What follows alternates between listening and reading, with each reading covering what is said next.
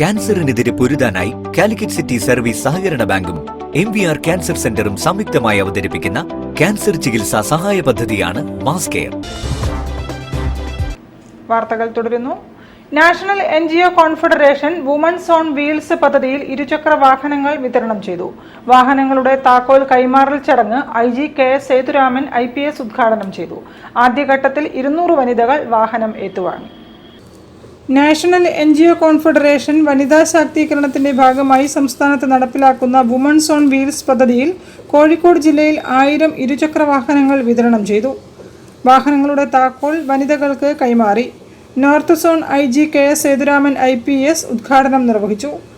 അതുപോലെ നിങ്ങളുടെ ഓരോരോ കഴിവ് മനസ്സിലാക്കി നിങ്ങളുടെ കഴിവ് വികസിപ്പിക്കാനുള്ള ഏറ്റവും വലിയൊരു അവസരമായി കൂടിയാണ് ഞാൻ കാണുന്നത്. ഇങ്ങനെ ഒരു നല്ലൊരു സംരംഭം തുടങ്ങി വെച്ച NGO കോൺഫെഡറേഷനെ ഞാൻ ആത്മാർത്ഥമായി അഭിനന്ദിക്കുന്നു.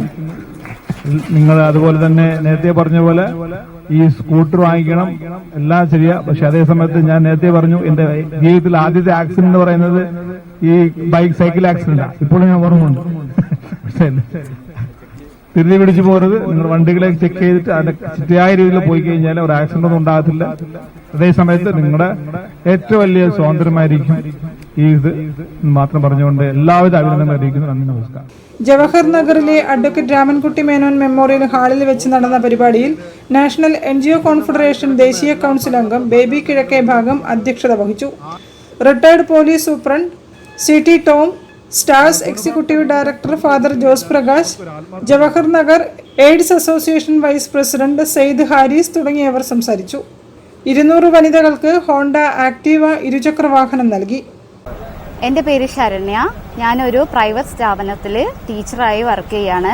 എന്നെപ്പോലെയുള്ള ഒരു സാധാരണ സ്ത്രീകൾക്ക് എന്തുകൊണ്ടും വലിയ ഉപകാരമായിട്ടുള്ള ഒരു കാര്യമാണ് ഇപ്പോൾ നാഷണൽ NGO കോൺഫെഡറേഷൻ നടത്തിയിരിക്കുന്നത്. എൻ്റെ പേര് ഷെബിന ഷെറീൻ. ഞാൻ DLED സ്റ്റുഡൻ്റാണ്. മുക്കം നെല്ലിക്കാപ്പറമ്പ് SSM കോളേജിലാണ് പഠിക്കുന്നത്. ഇതെനിക്ക് വളരെ ഉപകാരപ്രദമാണ്. കാരണം ഈ ക്ലാസ്സിൽ പോകുമ്പോൾ ബസ് മിസ്സായാലും പിന്നെ നേരത്തെ വരേണ്ട സാഹചര്യങ്ങൾ, ബസ് കാത്തു നിൽക്കേണ്ട ബുദ്ധിമുട്ടൊന്നും ഇനി വണ്ടി കിട്ടിയാൽ ഉണ്ടാവില്ല. News bureau, Kozhikode. Panakkad Qazi foundation നേതൃസംഗമം ഫെബ്രുവരി 17